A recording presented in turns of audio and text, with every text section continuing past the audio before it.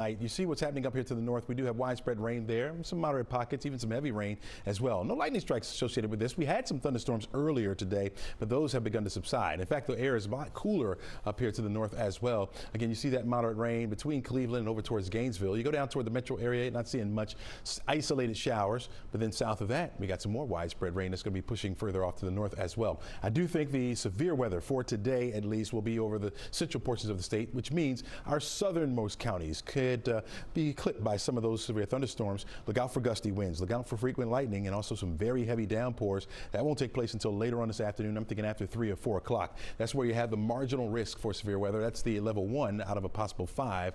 But as we head into the day tomorrow, we're going to see that level begin to increase even over our area and off to the west of us. Now, temperatures are in the 40s right now, expecting those to climb up just a little bit. May struggle just a little to make it up all the way to 60 degrees for an afternoon high. But we'll still see a very cool day with the scattered showers, so take your umbrella if you're going out this afternoon. Now tomorrow we need to get prepared because late tomorrow evening we're expecting more thunderstorms to roll into the area. Those could be on the strong, severe side, even for the metro and a little further to the north. We'll talk more about that in the full forecast coming up. Christy, back to you.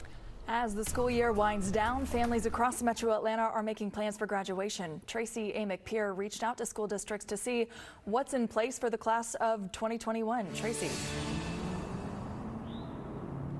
Well, last year we were just a few months into the pandemic when the school year ended, so most of the class of 2020 missed out on walking across a stage. But this year, plans are in place to host graduation ceremonies with some strict guidelines in place, of course. Now, in a year with many students still opting to learn virtually, graduation will take place in person in Fulton, Cobb, DeKalb, and Gwinnett counties. All 4 releasing their plans for socially distant ceremonies starting in late May. Now, Gwinnett says all 24 high schools will have in-person graduation this year, and each student will get at least 2 tickets so family members can attend. We're holding some ceremonies in the Infinite Energy Center in Gwinnett County, and we're taking precautions working with the Infinite Energy Center to make sure that those the process is safe for families. And then some of our schools are actually holding graduation ceremonies at their stadiums, which will be outside. When they're outside, we are encouraging families and guests to wear masks. For the inside ceremonies, masks will be mandatory. Now, APS just sent out their graduation plans, and all ceremonies will be outside at Georgia Tech, rain or shine. Now, as more districts share their plans, we will post them at 11alive.com. That's right. That information from APS coming in the last 10 minutes. But even though it's at Bobby Dodd, masks are still required, it says. All right, as schools work on their graduation plans, more students are returning to the classroom for in-person learning, but the way they social distance may be changing. The CDC says it's considering reducing the guidance from 6 feet to 3 feet. A Harvard study published last week found no difference in the COVID transmissions in Massachusetts schools when students distanced 3 feet apart instead of the 6 feet recommended by the CDC. Students in that study did wear masks, but for now, the CDC director says the agency not quite ready to make a new recommendation just yet. As soon as we put out our guidance, among the biggest challenges that we were aware of was the fact that schools were having a hard time with the 6-foot guidance. And that, of course, prompted more studies to say, is 6 feet necessary in the context of mask wearing? Dr. Walensky says more studies are being done on this. The World Health Organization already recommends a distance of 1 meter, which is just over 3 feet. Today, Governor Brian Kemp will be giving another update on how the vaccine rollout is going after expanding eligibility. Right now, those 55 and older and 16 and older with high-risk health conditions are excited to finally be on the list. But others who have been on that list since December say they are still waiting to get a shot. Mara Sirianni has this story. We talked to several people right here in the metro from that Phase 1A group, seniors, caregivers, and people who work in healthcare. I can't begin to tell you the number of hours that I've put into trying to sign up somewhere. Emails and calls to the 11Alive newsroom express major concern and frustration when it comes to nailing down a vaccine appointment. It just said there are no vaccinations available within a 100-mile radius of your address. Sherry Stewart works in healthcare and says she's struggling to find the second dose. When I was able to get in touch with somebody, they said, yep, there's nothing available.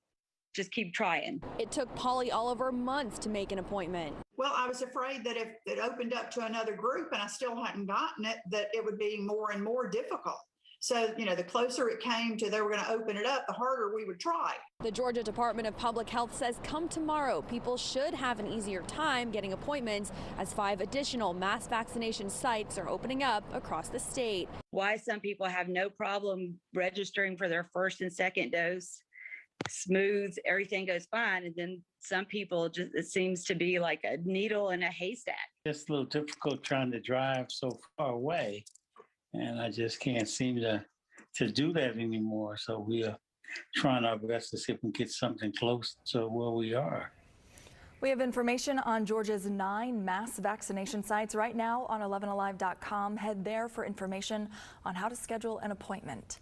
So here's a look at where we stand with vaccination. CDC data shows more than 1 million second doses have been administered, meaning those people are now fully vaccinated. And more than 2.7 million doses have gone into arms. When you look at doses by population, however, that still puts Georgia as the slowest state in the country. One of the medical conditions that can now qualify you for a vaccine is obesity. If you have a body mass index of 25 or greater, you are now eligible. Body mass index, or BMI, is the rating system used in healthcare to assess if someone is under, normal, or overweight. A body mass index of 25 and above is considered overweight, which means a person is at higher risk for more severe COVID complications. So if that's you, does that mean you're unhealthy? 11Alive medical correspondent Dr. Sujatha Reddy says BMI is not a perfect measure, but it is a standard measure. No one should feel, that they're taking advantage or, be shamed by the system. Being overweight is a risk factor. Experts say 60% of the American population is considered overweight. At least 15 other states use BMI as a qualifying condition. The World Health Organization has urged countries not to panic as several nations halt the use of the AstraZeneca COVID-19 vaccine.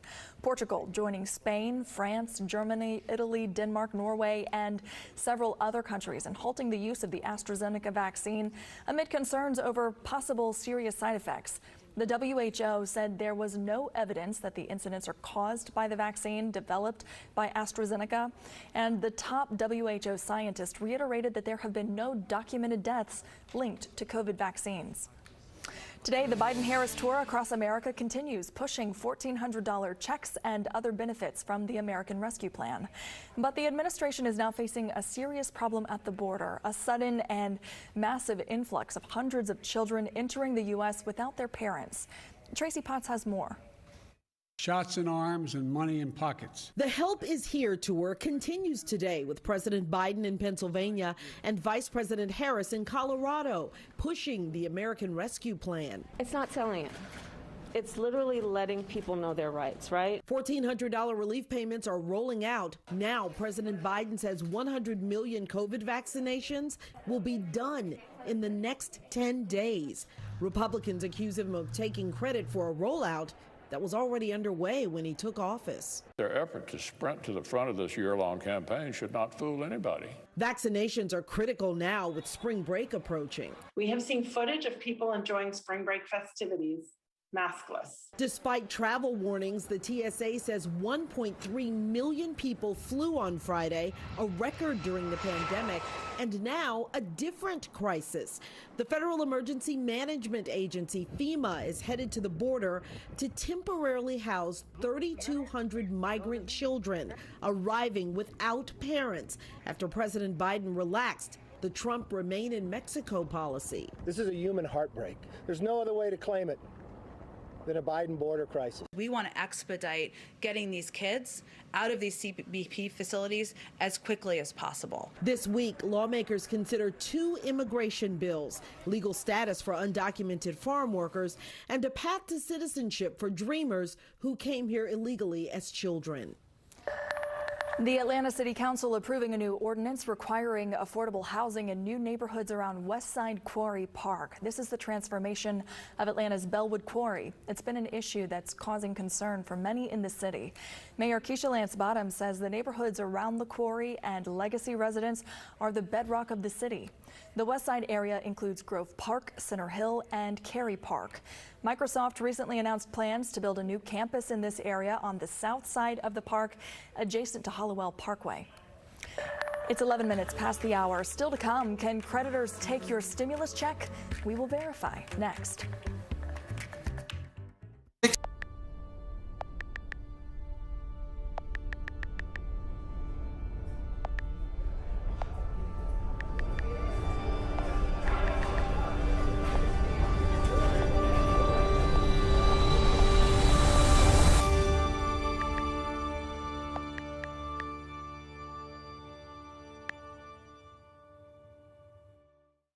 Weather changes can make or break your day.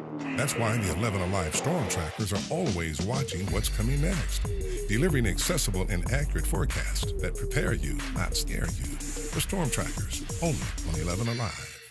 COVID-19 is still spreading in Georgia. Now get facts, not fear, at 11alive.com/COVID numbers. Track cases by county using our interactive map and get the latest health department data. Visit 11alive.com/COVID numbers. Health experts fear we're just at the start of another surge. Residents here are some of the first seniors to get the vaccine. This epidemic can come to an end. We do have a flash flood warning that just popped up here. The fallout of this is just beginning. The bigger questions are the longer legal ramifications.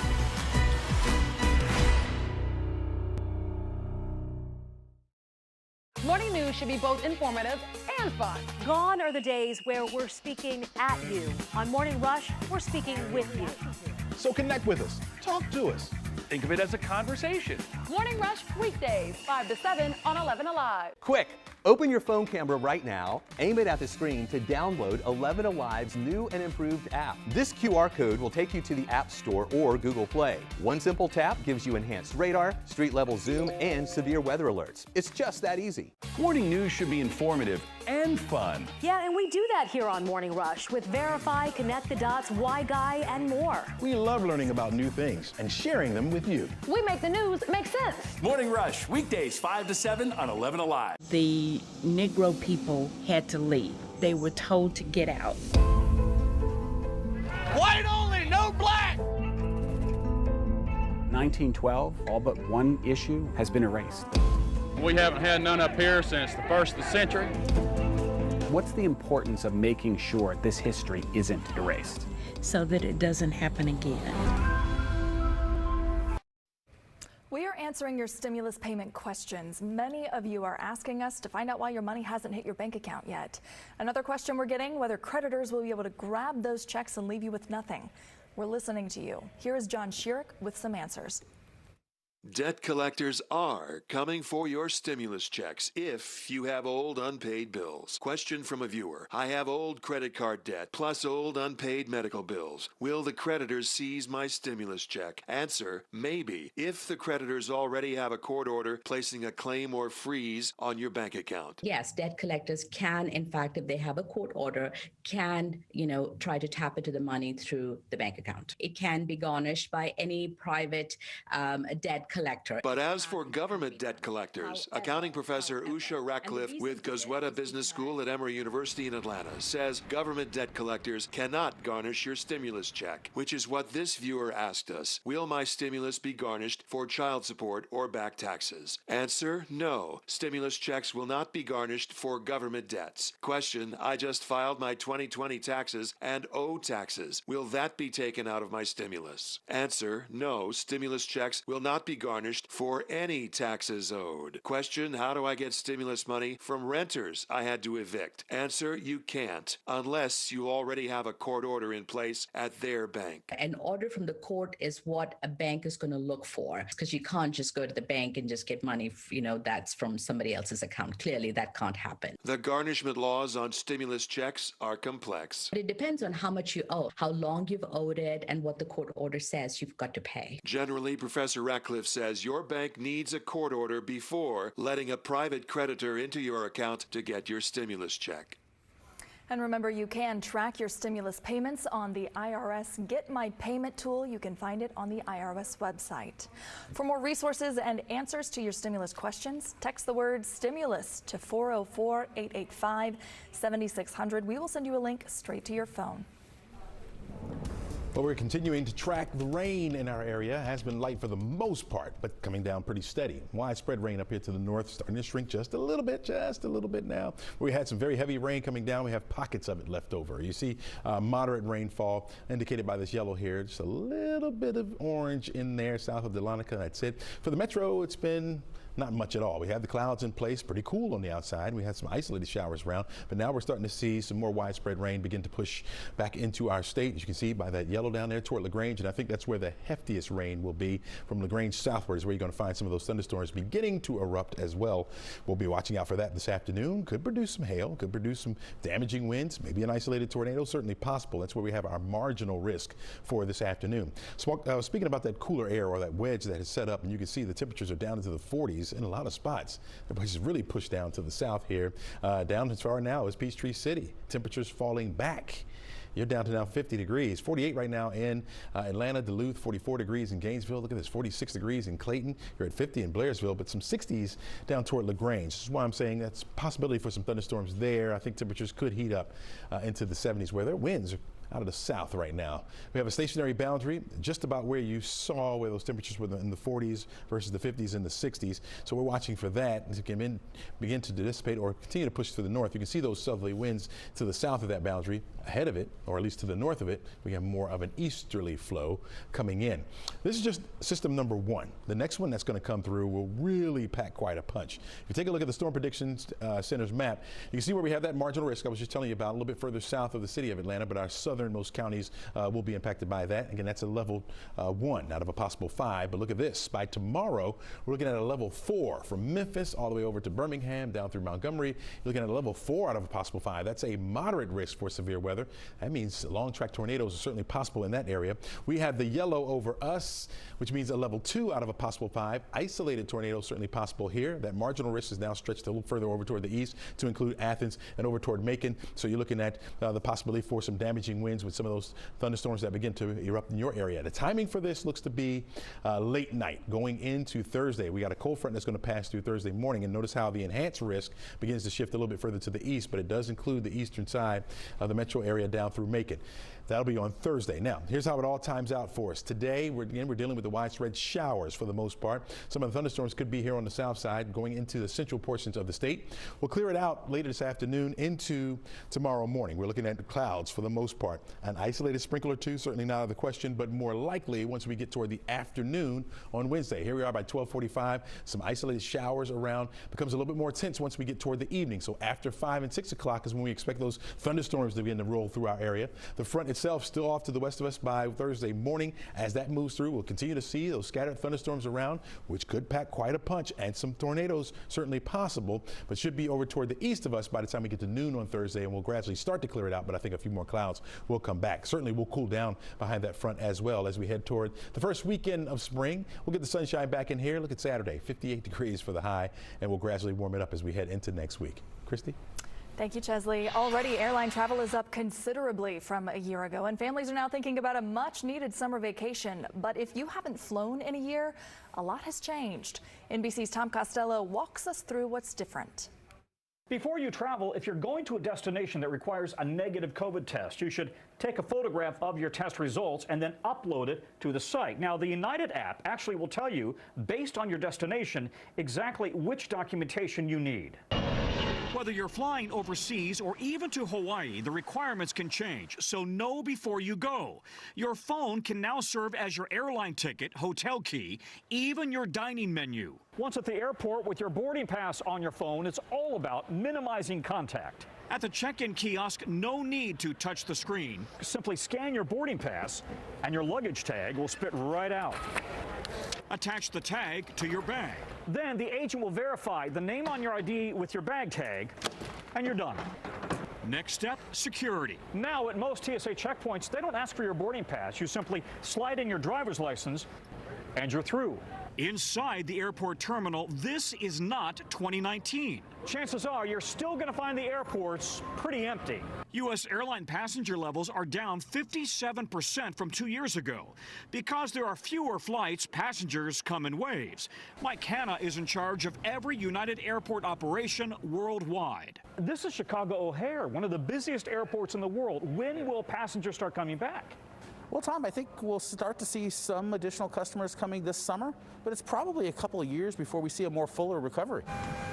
Back to your trip with the family. If you need help, but you want to avoid in-person contact, United lets you have a video chat with an agent on demand simply by scanning the QR code. Your phone then connects to a live agent. Hi, I'm on a 6 o'clock flight. Any chance I can catch an earlier flight? It looks like there's one leaving at 2 p.m. I could put you on that one.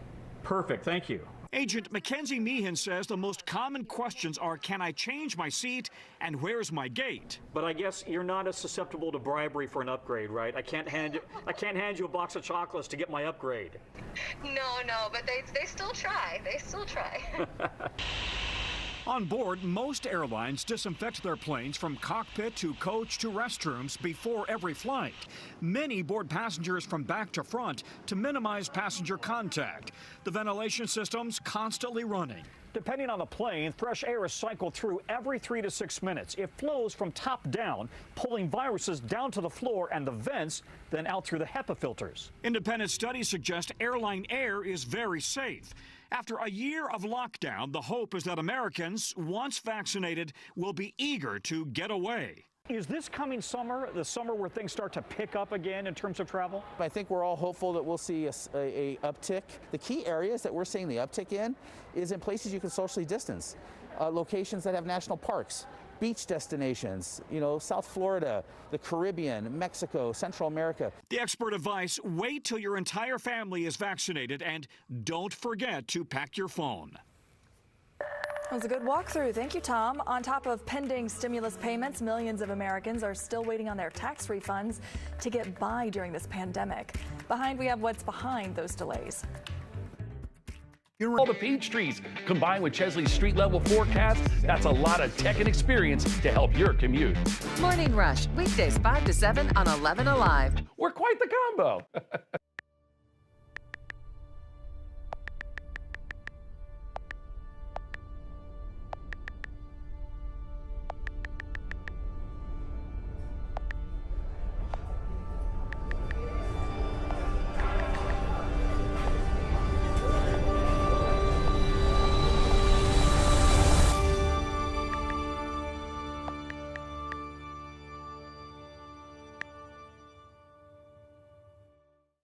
Weather changes can make or break your day.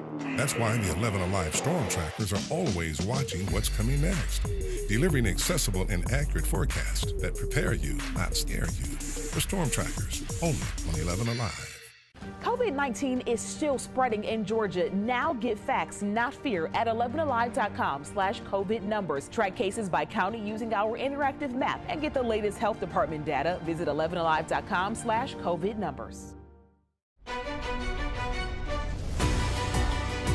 Health experts fear we're just at the start of another surge. Residents here are some of the first seniors to get the vaccine. This epidemic can come to an end. We do have a flash flood warning that just popped up here. Beside those stimulus checks a lot of Americans are counting on, many are also waiting on tax refunds. Now, this pandemic, millions of people are depending on those payments to get by. Stephanie Rulli on what's behind the delays. Heather Price has been seeing the same message for a month. We get a message saying that our refund is still processing. The mother of two filed her taxes on February 15th. I have a husband with physical disabilities.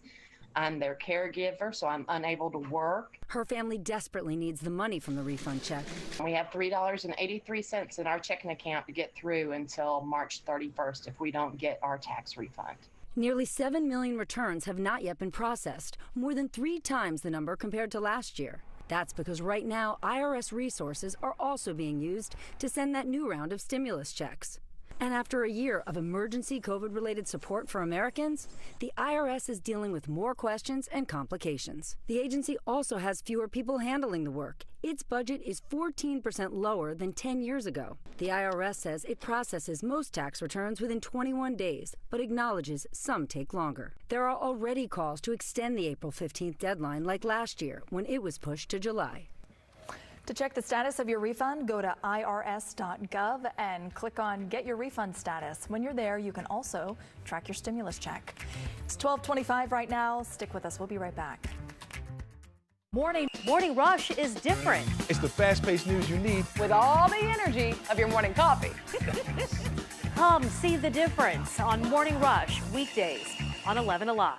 Weather can't run from the all-new 11Alive Thunder Truck, a mobile weather center with the power and speed to chase down the strongest storms and bring you on-the-ground conditions. The 11Alive Thunder Truck, sponsored by Landmark Dodge.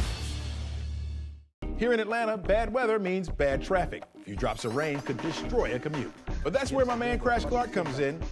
I go street level, he goes next level. Together, we make sure you get to work on time. Morning Rush, weekdays 5 to 7 on 11Alive. Hey, quick, open up your phone camera right now. Aim it at the screen to download 11Alive's new and improved app. This QR code will take you right to the App Store or Google Play. One simple tap gives you enhanced radar, street level zoom, and severe weather alerts. It's just that easy. Atlanta roads are my thing. ITP, OTP, Ponce, Piedmont, all the Peachtrees. Combined with Chesley's street level forecast, that's a lot of tech and experience to help your commute. Morning Rush, weekdays 5 to 7 on 11Alive. We're quite the combo.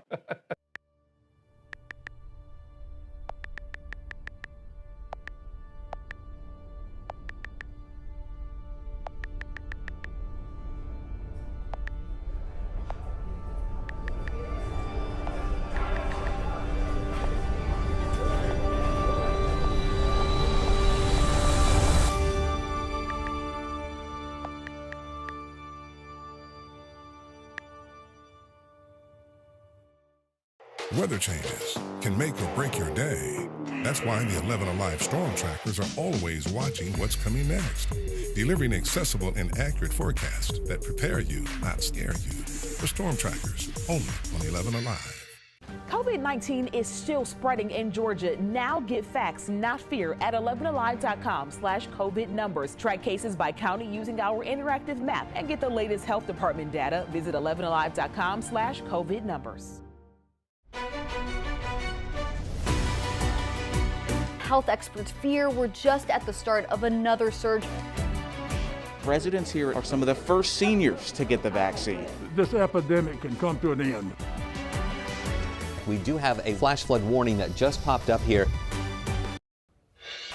You'll see some familiar faces on tonight's episode of Jeopardy! Aisha Howard, Jeff Hullinger, and Cheryl Preheim will all be reading Atlanta news clues on your favorite game show. Tune in tonight at 7:30 right here on 11Alive to see if you can guess correctly and cheer our people on.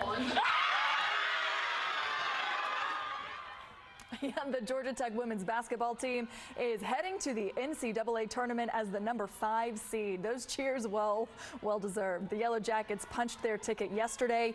This is the first time they've made it to the tourney since 2014. So big congrats to them and good luck. Thanks so much for watching 11Alive News at noon. I'm Christy Diaz. Stay safe.